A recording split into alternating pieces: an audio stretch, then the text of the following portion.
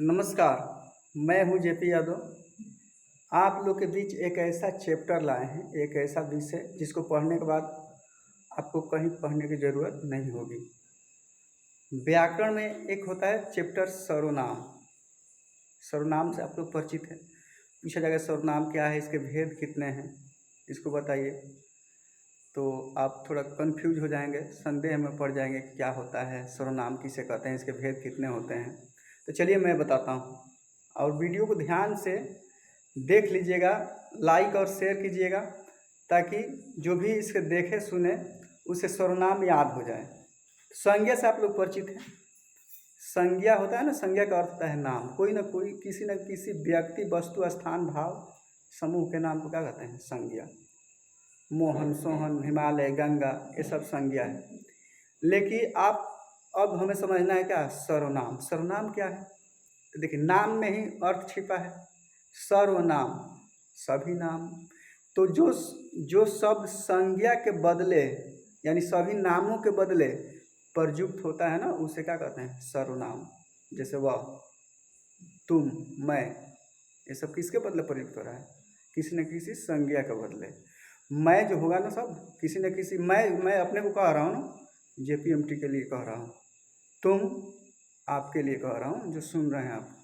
तो मैं, तुम, वह, ये सब क्या होता है? सर्वनाम। जैसे गांधी जी पर आपको निबंध लिखना है तो गांधी जी को ऊपर एक नाम देते हैं, संज्ञा ऊपर देते हैं, उसके बाद वे, आप, उनका, ये सब शब्द प्रयुक्त करते हैं ना, उसी को बोलते हैं सर्वनाम। तो सर्वनाम क्या है? तो जो संज्ञा के बदले प्रयुक्त होता है उसे क्या कहते हैं? सर्वनाम। मैं, तुम, वह, कोई, कुछ, ये सब क्या है? सर्वनाम है। तो उम्मीद करते हैं कि सर्वनाम की परिभाषा आप लोग समझ गए होंगे। अब आते हैं सर्वनाम के भेद पर। सर्वनाम के 6 भेद होते हैं। संज्ञा के 5 भेद पढ़े होंगे आप लोग। सर्वनाम के 6 भेद होते हैं। पहला है पुरुषवाचक सर्वनाम। तो पुरुषवाचक सर्वनाम क्या है? तो जिस सर्वनाम से किसी पुरुष यानी मानव का बोध होता है, स्त्री चाहे पुरुष, मानव का बोध होता है, उसे क्या कहता है? पुरुषवाचक सर्वनाम। जैसे मैं, तुम, हम लोग, ये सब क्या, किसी न किसी मानव के लिए ही आता है। कभी भी गाय, भैंस, बकरी ये अपने को मैं, तुम नहीं कह पाती है। तो मैं, तुम, हम लोग, ये जो होता है ना, किसी मानव के लिए आता है, तो इसको हम लोग पुरुषवाचक सर्वनाम कहेंगे। तो पुरुषवाचक सर्वनाम कौन कराएगा? मैं, तुम, हम लोग। ठीक है, वे लोग जिन्हें आप जानते हैं। तो अब देखिए, दूसरा है निजवाचक सर्वनाम, जिसे निजता का बोध हो। जैसे आप, मैं अपने आप पढ़ता हूँ, तुम अपने आप जाते हो, अपने आप हंसते हो। तो ये सब क्या, आप जो शब्द है निजता का बोध कराता है।